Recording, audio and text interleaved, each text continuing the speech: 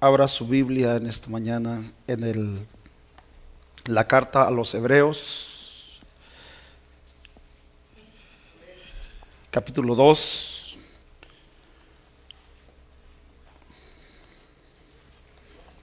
versículo 9.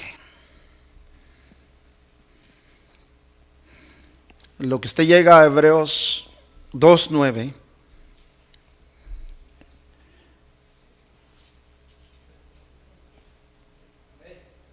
Quiero darle el título de nuestra predicación de esta mañana.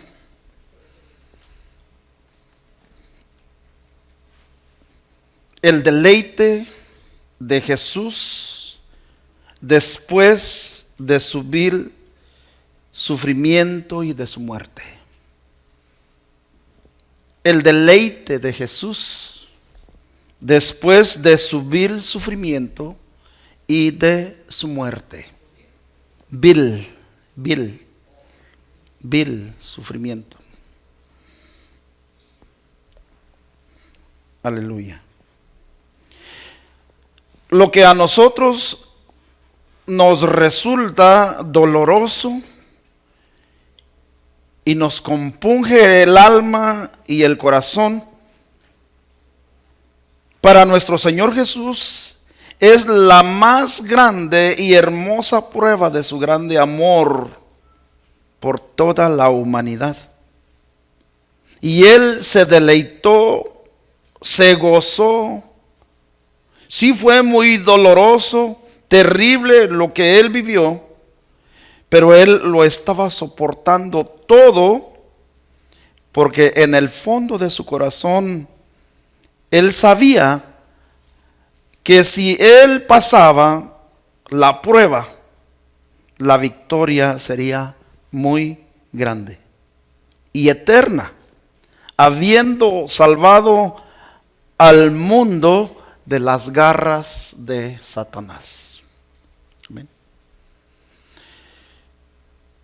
Hoy vamos a meditar a través de la palabra de Dios lo que representa, lo que realmente significa la muerte y la resurrección de nuestro Señor Jesús.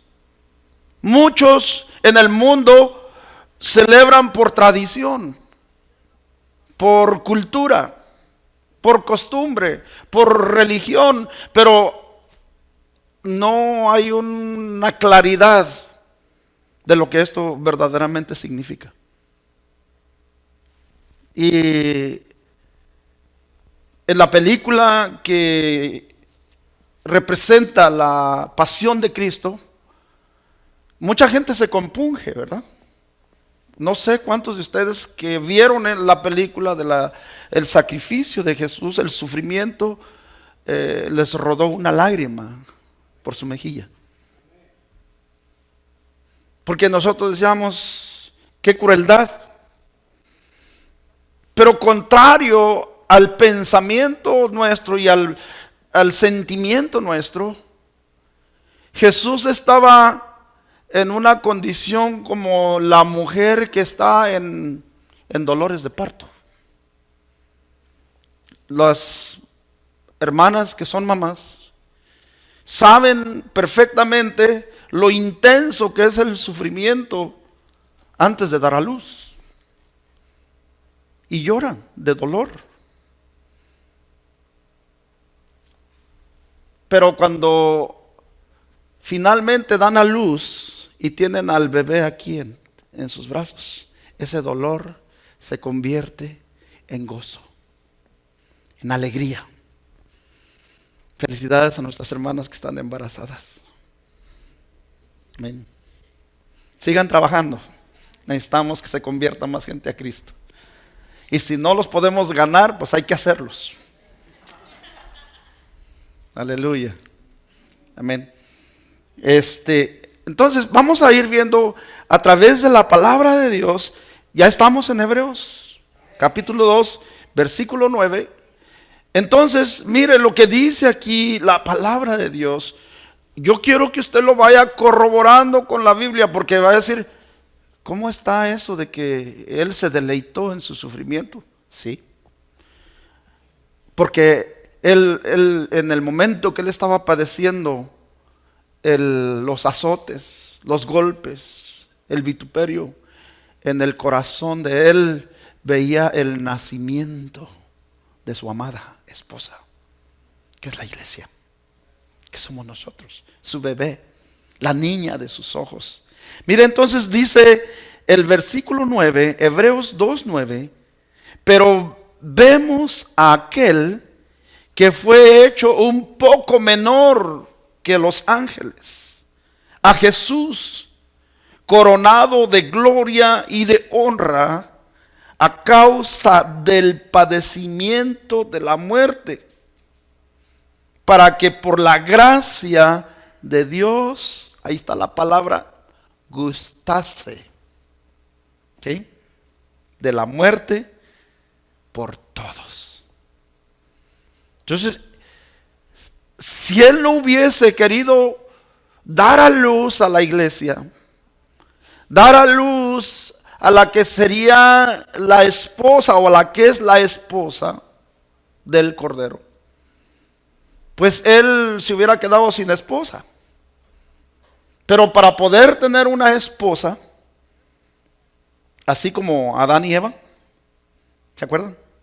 Dice que la mujer fue tomada de la costilla de Adán. A Jesús le traspasaron su costado. Y ahí fue cuando él murió. Derramó, dice, agua y hasta la última gota de su sangre. Cuando eso aconteció, ahí se dio a luz. Ahí se dio el parto. Ahí nace. En el momento que Jesús derrama la última gota de su sangre en la cruz, ahí nace la iglesia. Entonces, es como la mamá, le decía. Ahorita lo vamos a ver. Vamos a ver más versículos en la Biblia. Cómo realmente, lo que representa realmente el sacrificio de nuestro Señor Jesús en la cruz. Amén. Isaías, capítulo 53, versículo del 10 al 12. Si me hace usted favor de acompañarme.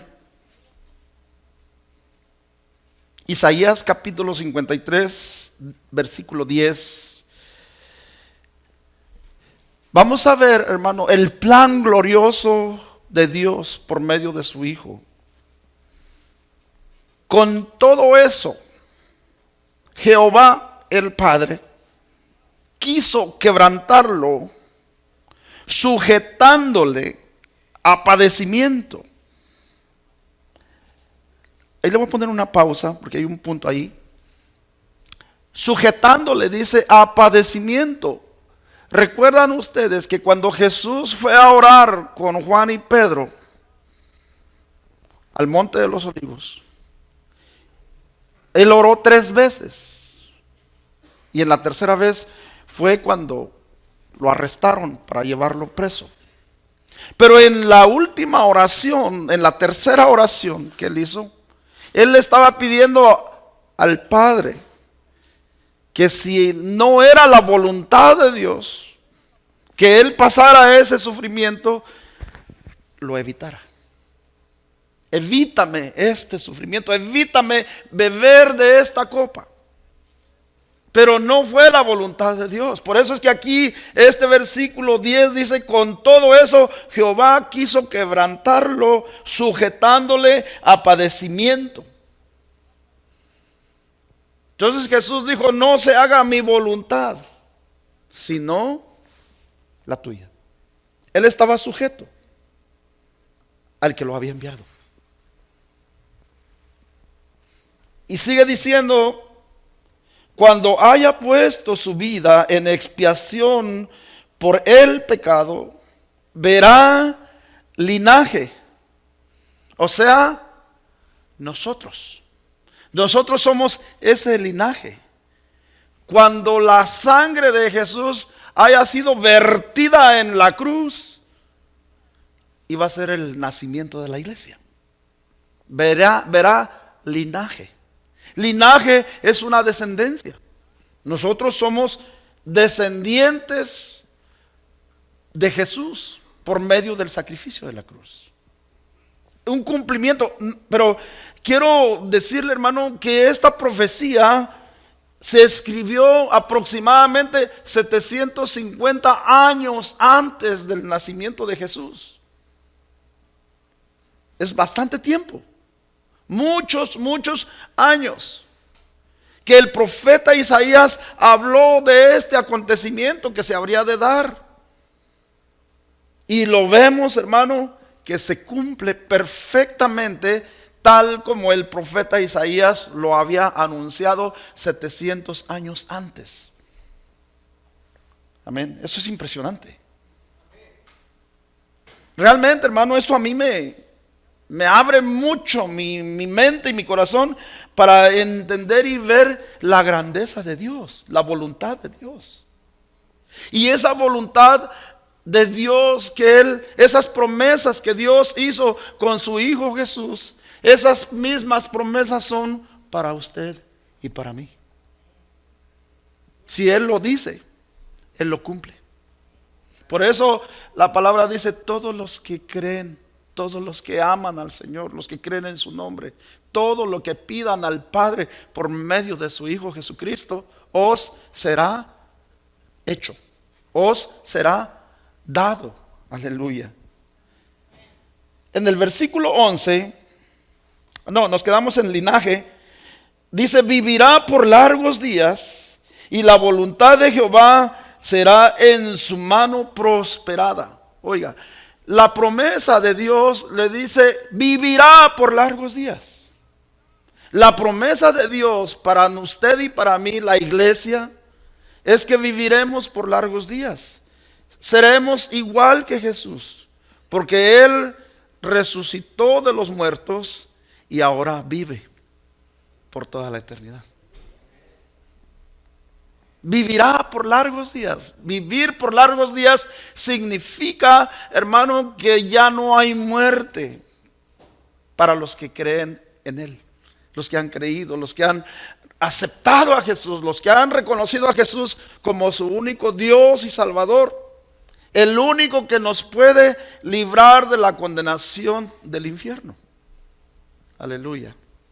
Pero también dice: será en su mano prosperada. Note esto. Ayer hablábamos con mi hermana Maritza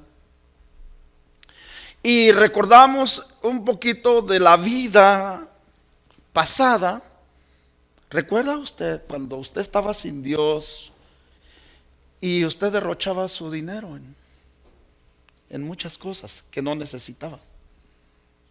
Trabajaba usted, tenía quizás 2 trabajos. Andaba, hermano, ahí trabajando desde temprano, subiendo, bajando para ganar un poco de dinero, para luego el fin de semana írselo a gastar.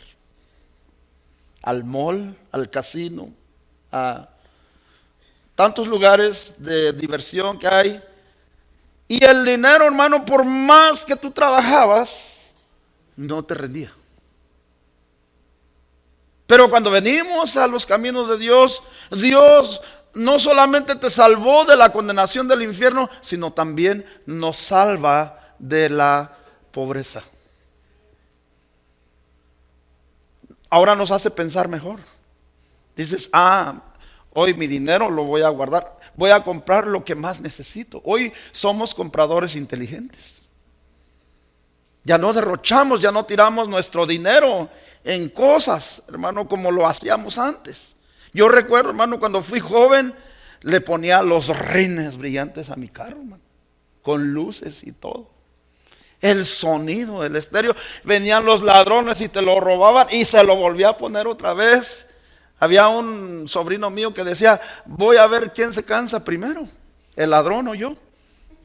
Y se lo quitaban y se lo volvía a poner, se lo quitaban y Hermanos, los ladrones estaban felices.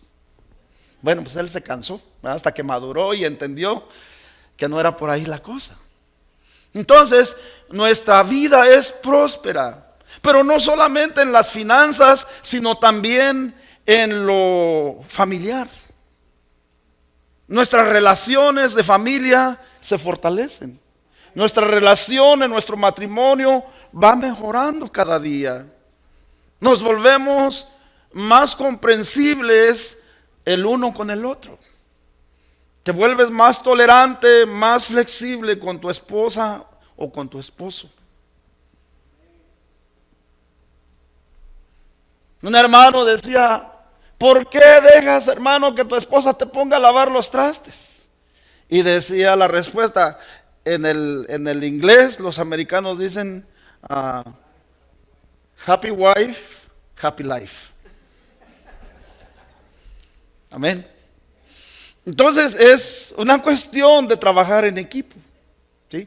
¿Qué va a pasar, hermanos, varones, si usted le ayuda a la esposa a lavar los trastes?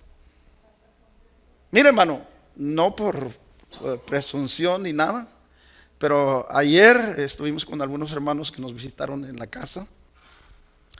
En cuanto se fueron los hermanos, mire, yo no le dije nada a mi esposa. Yo solito, hermano, me puse a lavar todos los trastes que habíamos ocupado. Porque ella había trabajado y había cocinado en el día. Y entonces dije, no es justo que ella todavía tenga que lavar los trastes. No pasó nada. Contentos, felices.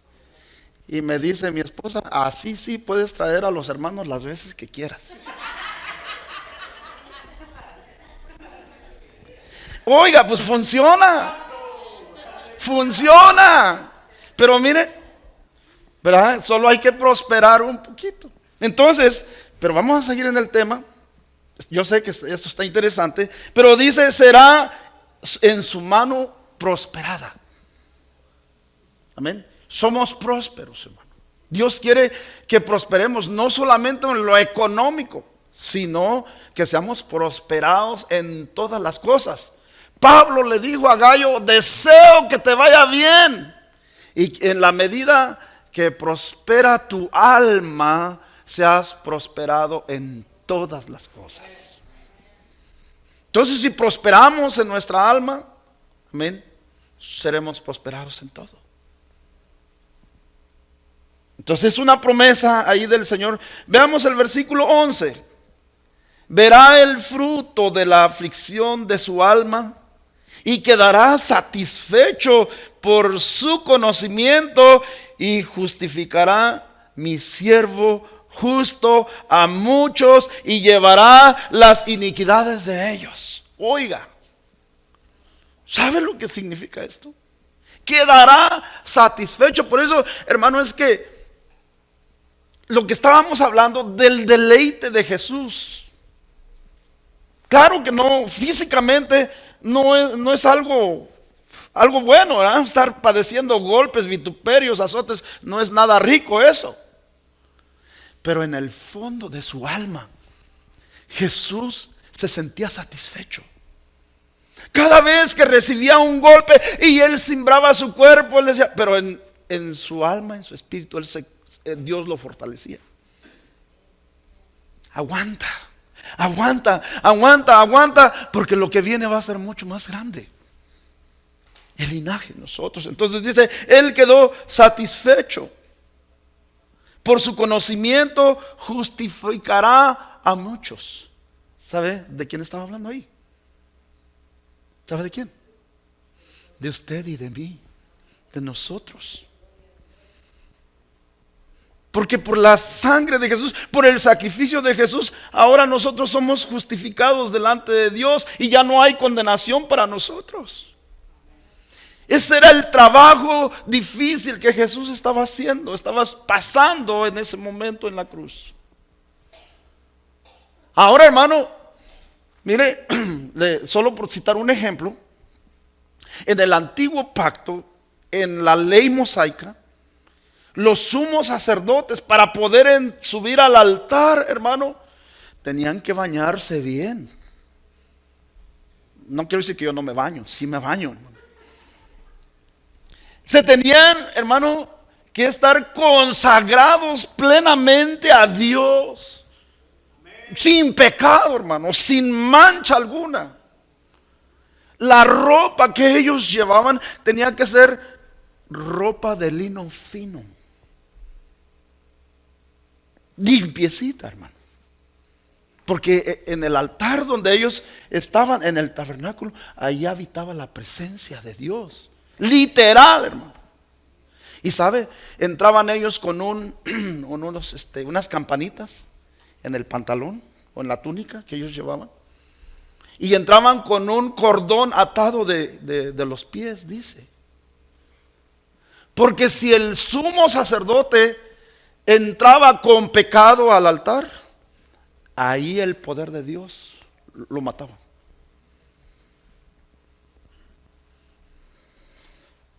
Así era en el Antiguo Testamento, en la ley de Moisés.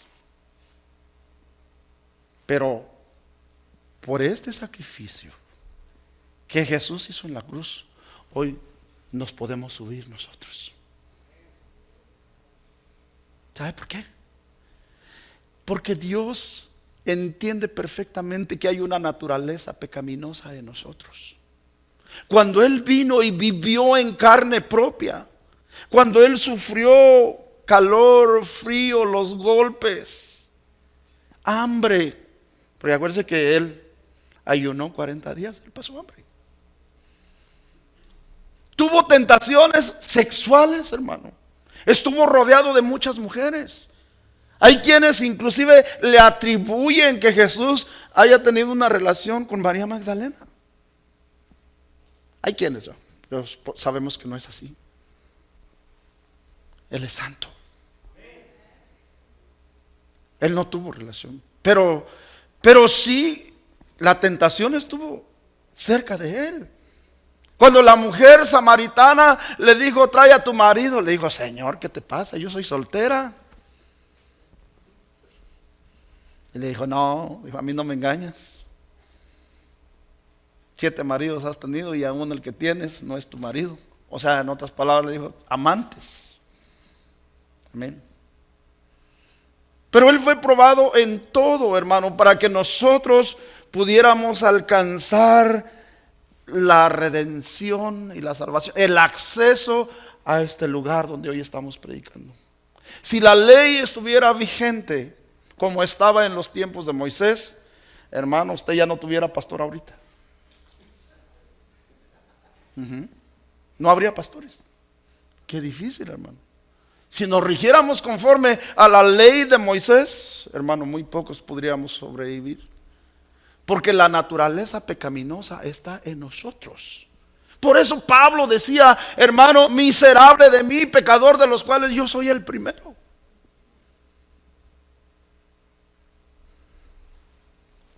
¿Quién no peca?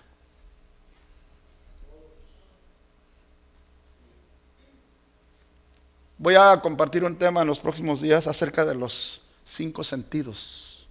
Cómo el enemigo trastoca los sentidos del ser humano. Por ahí es donde nos agarra, hermano. Eso fue lo que pasó con Eva. Trastocó sus sentidos. ¿Cuáles son? Vista, oído, olfato, gusto y tacto. Esos 5 sentidos son los que el enemigo trastoca. Cuando te trastoca en uno de esos 5 sentidos, ya caíste. Ya te hizo caer. Versículo 12.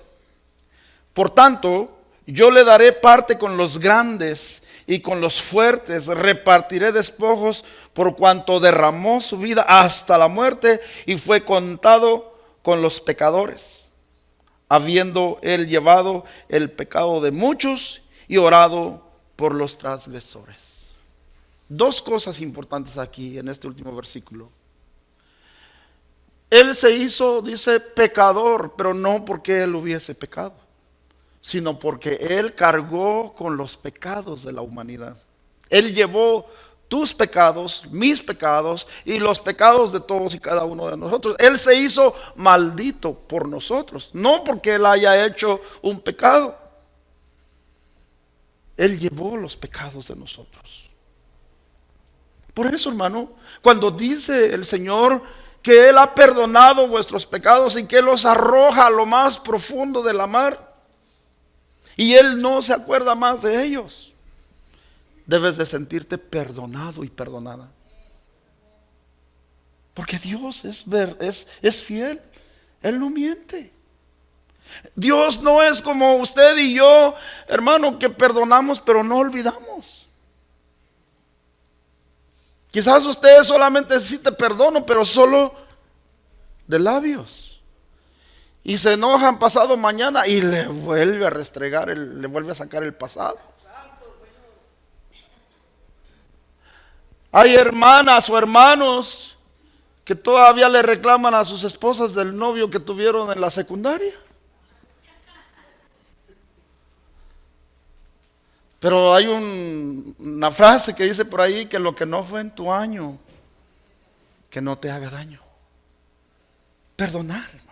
Así como Dios perdonó, así nosotros debemos perdonar. Aleluya.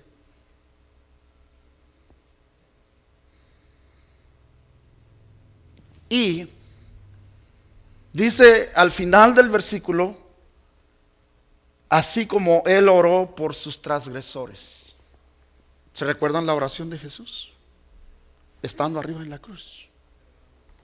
Jesús no le dijo a Dios, destruye al que me atravesó la costilla. Destruye a los que me golpearon. Destruye a Herodes, destruye. No.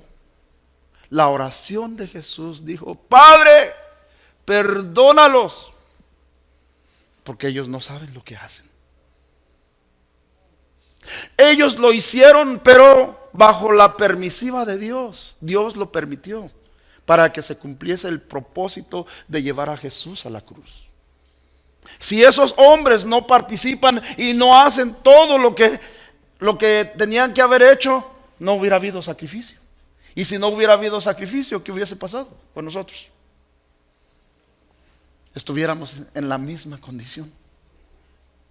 Pero gracias a eso, hermano, a esos soldados, a esos emperadores, a esos hombres que ayudaron a llegar a Jesús a la cruz, hoy nosotros celebramos la resurrección, la victoria de Jesús, la vida. Amén. Quiero darle una información, un dato curioso. Aleluya. Acerca del padecimiento de Jesús. Dice que los azotes romanos que Jesús soportó antes de ser crucificado normalmente consistían en 39 latigazos, aunque podrían haber sido más. El látigo que se usaba, llamado flagrum, era de correas de cuero trenzadas con bolas de metal y trozos de hueso afilado entretejidos en los lazos o entrelazados con ellas. Las bolas añadían peso al látigo, causando profundos moretones cuando la víctima era golpeada. Los trozos de hueso servían para cortar la carne. Mientras los golpes continuaban, el resultado de los cortes era tan severo que los músculos del esqueleto, las venas subyacentes, los tendones y los intestinos de las víctimas quedaban expuestos. Esta paliza era tan severa que a veces las víctimas no sobrevivían para poder ser crucificados. Aquellos que eran azotados a menudo entraban en un shock hipovolémico, un término que se refiere al bajo volumen de sangre. Eso es lo que significa hipovolémico. Bajo volumen, o sea, desangrado. En otras palabras, la persona habría perdido tanta sangre que entraría en shock. Los resultados de esto serían: el corazón se aceleraría para bombear la sangre que no estaba circulando por el cuerpo. La víctima colapsaría o se desmayaría debido a la baja presión sanguínea. Los riñones se detendrían para preservar los fluidos corporales. La persona experimentaría una sed extrema, ya que el cuerpo desea reponer los fluidos perdidos. Cuando sentimos mucha sed, ¿verdad? Él pidió que le dieran de beber y le ofrecieron vinagre. Antes de la muerte, los rápidos y continuos latidos del corazón causados por el shock hipovolémico también provocan que el líquido se acumule en la bolsa alrededor del corazón y de los pulmones. Esta acumulación de líquido es la membrana alrededor del corazón, se llama derrame pericardíaco. Y el líquido que se acumula alrededor de los pulmones se llama derrame pleural. Esto explica por qué después de la muerte de Jesús y de que un soldado romano atravesara el costado de Jesús con una lanza, perforando tanto los pulmones como el corazón, salió sangre y agua de su costado, tal como Juan lo registró en el Evangelio de Juan 19:34. Es una descripción, hermano, de lo que fue el sufrimiento de Jesús. Quiero que vaya conmigo al Evangelio de Juan, capítulo 16, en el versículo 20. Acompáñenme, porque vamos a ver lo que ya le dije anteriormente, ya le adelanté un poquito, lo que significa el nacimiento de la iglesia. Juan 16, capítulo 16, versículo 20, dice la palabra del Señor: de cierto os digo, que vosotros lloraréis y lamentaréis, y el mundo se alegrará, pero aunque vosotros estéis tristes, vuestra tristeza se convertirá en gozo. La mujer, cuando da a luz, tiene dolor, porque ha llegado su hora, pero después que ha dado a luz un niño, ya no se acuerda de la angustia por el gozo de que haya nacido un hombre. ¿Ve? Ahí lo dice, lo describe la Biblia. Lo que representa el padecimiento, el dolor que Jesús llevó, todo lo que describimos acerca de su padecimiento, aunque fue algo muy duro, pero en el fondo de su alma, como aquella mujer que está encinta, está emocionada porque sabe que pronto podrá abrazar a su bebé. Así, en el fondo de su alma, Jesús estaba padeciendo cada dolor, cada sufrimiento, pero él sabía que un día nos iba a abrazar a usted y a mí.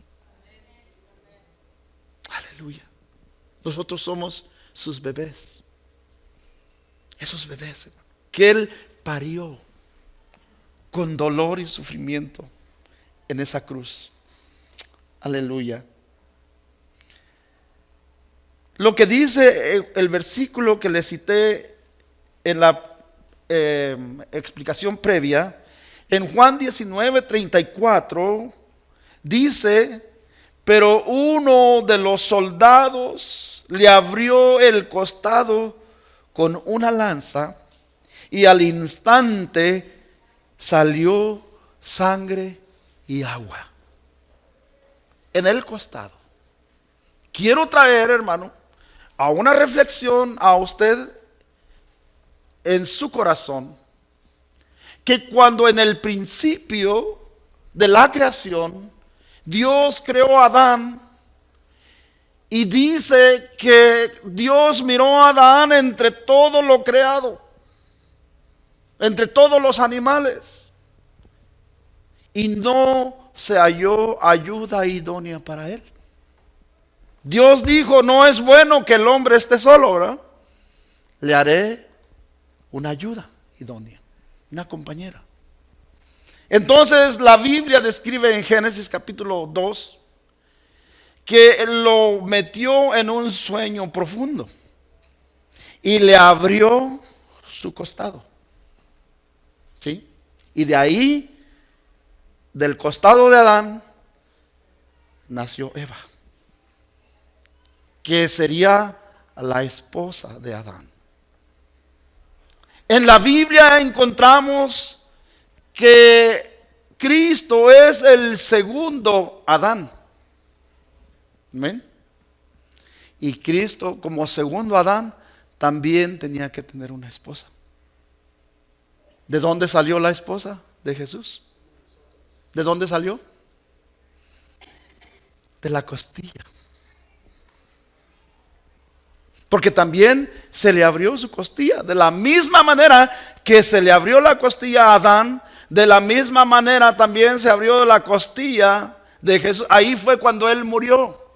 Acabamos de leer que traspasó, cuando el soldado romano traspasó su costado, traspasó los pulmones, y ahí Jesús expiró y derramó agua y sangre de su costado. Amén.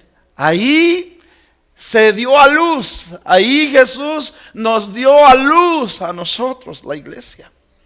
Nació la esposa del Cordero, que somos la iglesia, figura de Eva. Todo esto estaba aconteciendo. Hermano, si esto a mí me lo hubieran explicado hace 50 años o 40 años atrás, créame que mi vida no hubiera tenido que padecer tantas cosas que me tocó padecer. No hubiera cometido tantos errores que cometí en mi vida. Pero el poder de la palabra de Dios, el amor de Dios, si yo lo hubiese conocido antes, hermano, mi vida hubiera sido distinta. Hoy hay tanta gratitud en mi corazón a Dios por todo lo que Él hizo por la humanidad, hermano. Yo no hubiera sido un ingrato al tener toda esta información en mi mente y en mi corazón para no valorar lo que Él hizo por nosotros en la cruz. Cuando somos rebeldes, desobedientes a la palabra, desobedientes, cuando el Señor dice no hagas esto, no mientas, no robes, no mates, no adulteres, no esto, lo otro, y nosotros persistimos en seguir haciéndolo, quiere decir, hermano, que no has llegado a entender cuán grande ha sido el amor de Dios por ti y por mí. Medita en esto.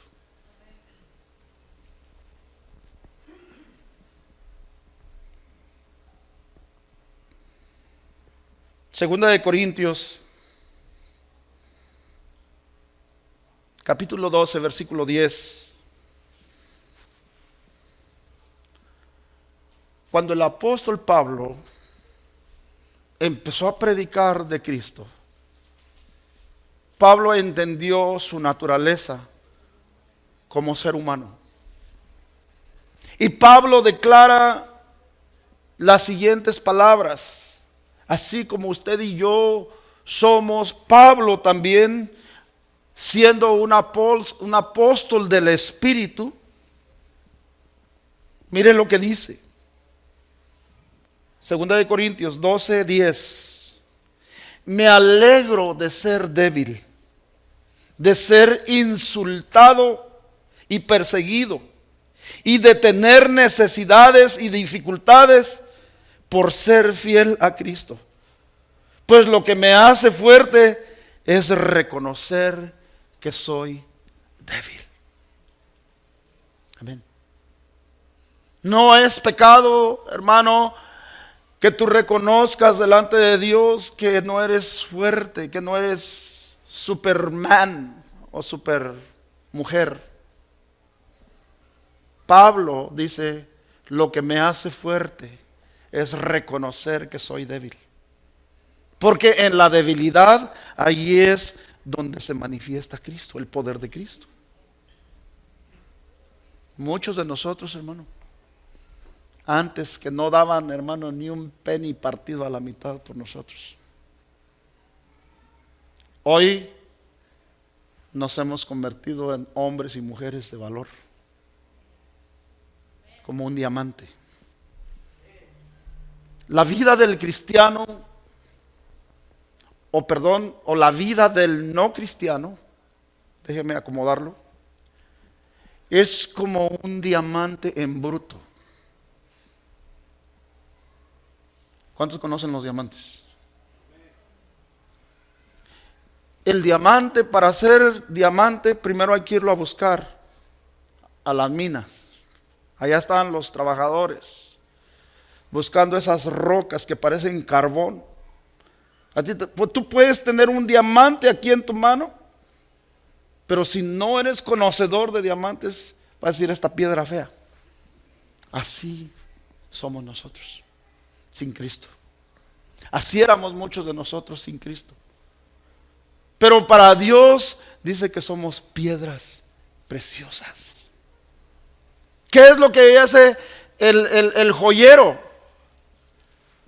Pulen, lo pulen, lo pulen, lo pulen y lo pulen hasta hacerlo brillar y hacerlo valer, darle el valor de lo que vale un brillante. Antes, hermano, cuando usted estaba sin Cristo, cuando yo estaba sin Cristo, éramos como esa piedra en bruto. Pero Dios nos ha ido quitando las impurezas.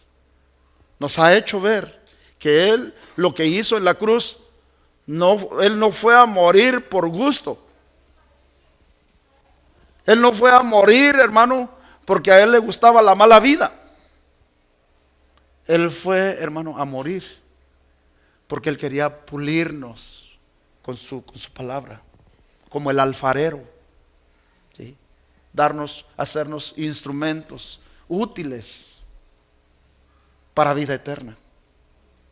Eso es lo que Dios está haciendo, hermano, con la vida de nosotros. Por eso Pablo dice, me alegro de ser débil, de ser insultado.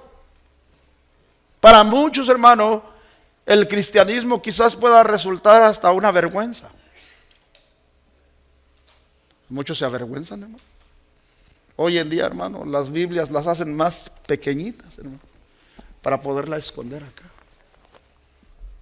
Van a predicar, hermano, y llevan la Biblia escondida. O en el peor de los casos, ya las Biblias ni se usan, sino el teléfono. ¿Por qué será? ¿Será que nos da pena, hermano? Que nos insulten, que nos ofendan, que te digan aleluya, protestante, hereje, salta para atrás. No sé cuántas cosas, cuántas ofensas le pueden hacer a un cristiano como se las hicieron a Jesús. Que no te avergüence. Hay un texto en la Biblia que dice, porque no me avergüenzo del Evangelio, porque es poder de Dios para los que le aman, para los que creen en su nombre. Aleluya. Primera de Pedro, capítulo 4, versículo 12.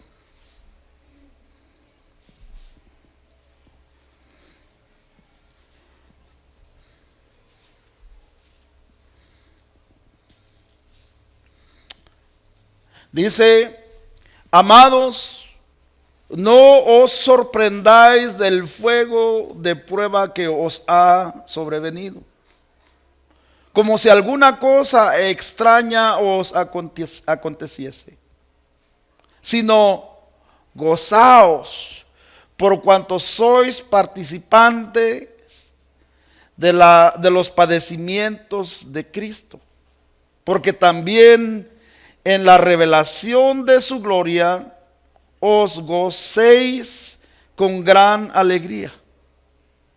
si sois vituperados por el nombre de Cristo, sois bienaventurados, porque el glorioso Espíritu de Dios reposa sobre vosotros. Ciertamente, de parte de ellos, Él es blasfemo, pero por vosotros es glorificado.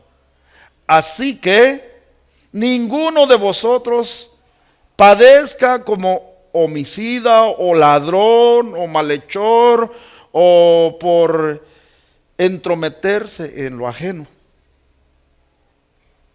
Pero si alguno padece como cristiano, no se avergüence, sino glorifique a Dios por ello. Porque es tiempo de que el juicio comience por la casa de Dios. Y si primero comienza por nosotros, ¿cuál será el fin de aquellos que no obedecen el Evangelio? Aleluya. Entonces, si Cristo fue capaz de padecer los vituperios, los insultos, el sufrimiento, la crucifixión, ¿por qué nosotros no habríamos de padecer, hermano, los insultos que el mundo nos haga? Quizás cuando tú le hables a tu familia de Dios, del arrepentimiento, te vas a encontrar respuestas como esta, que dicen: oh, ya te lavaron el coco, ya te hiciste protestante, ya te hiciste loco como los cristianos. Y eso quizás te va a incomodar. Y eso te va a desanimar para que tú dejes de buscar de Dios. Pero déjame preguntarte algo. El viernes hablábamos en la predicación que va a haber un día de un juicio final, donde todos compareceremos delante del tribunal de Cristo. Y si hoy te avergüenzas, y si hoy no eres capaz de padecer un insulto, un rechazo de tus propios seres queridos, prepárate. Porque dice la palabra que en aquel día será el rechinar y el crujir de dientes. Y quizás tú seas testigo de ver a tu hermanito, a tu hermanita, a tu hijo, a tu hija, a los seres que tú más amas, desfilar para el camino de la condenación del infierno. Y tú vas a estar ahí. Qué triste sería para nosotros que tú puedas ver al ser querido, al más amado, al que amaste toda la vida, aquel que por complacerlo no te atreviste a decirle: mira, arrepiéntete, vuélvete a Dios. No le hace que te insulten, que te ofendan, que te digan todo lo que quieran, pero vale la pena soportar el sufrimiento, porque en aquel día del juicio final vas a poder entrar con Él a la vida eterna con Cristo. Qué triste sería, hermano, que tú tengas que ver a tu hijo o a un pariente o a un familiar tuyo desfilar en una dirección diferente. Que tú te vayas al reino de la vida eterna con Cristo y tus seres queridos tengan que ir a la condenación del infierno. Por eso, hermano, es que no nos podemos avergonzar. Aunque nos digan, aunque nos insulten, nos ofendan, vale la pena el sufrimiento. Así como Jesús fue capaz de soportar todo lo que Él padeció en la cruz, ¿qué podremos soportar nosotros? ¿Cuál sería el sufrimiento más grande que tú pudieras soportar por causa de predicar a Cristo? Un rechazo, que te dejen de hablar. Pero vale la pena. Insísteles. Insístelos. Vas a estar feliz en el día del Señor cuando llegue el día de la celebración de la vida eterna. Aleluya. Vamos a ver 2 citas más y terminamos. Ahí mismo en la primera carta de Pedro, en el capítulo 4, versículo 1.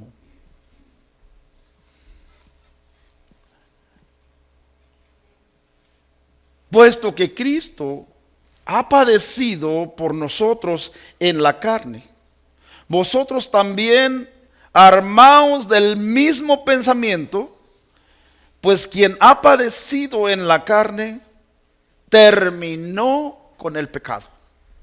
Hablábamos eso en el día viernes, ¿verdad? Que la lucha de la carne con el espíritu son los deseos de la carne. Ese es el pleito, hermano, que hay entre el espíritu y la carne. La carne se resiste, hermano. La carne insiste en pecar, pero el espíritu se opone. Amén.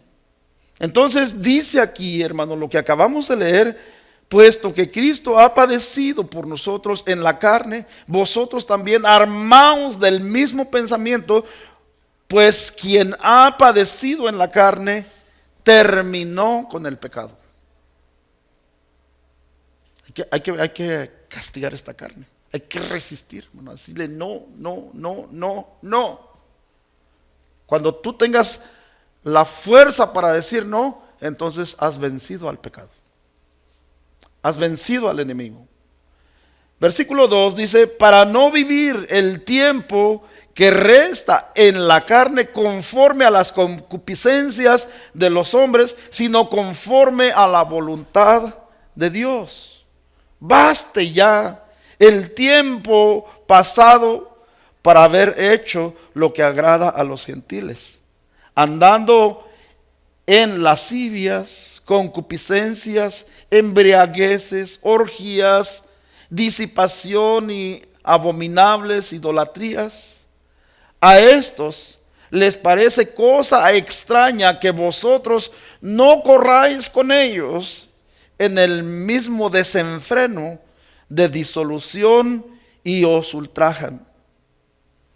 Pero ellos darán cuenta al que está preparado para juzgar a los vivos y a los muertos. Oiga, porque por esto también ha sido predicado el evangelio a los muertos, para que sean juzgados en carne según los hombres, pero vivan en espíritu según Dios. Amén. Y por último, Juan 10:33. Aleluya. El evangelio de Juan 10:33 dice: estas cosas os he hablado para que en mí tengáis paz. En el mundo tendréis aflicción, pero confiad, yo he vencido al mundo. Juan 16:33. Perdón, hermano. ¿Qué le dije? Perdón. Me disculpo. Juan 16:33. A estas cosas os he hablado para que en mí tengáis paz.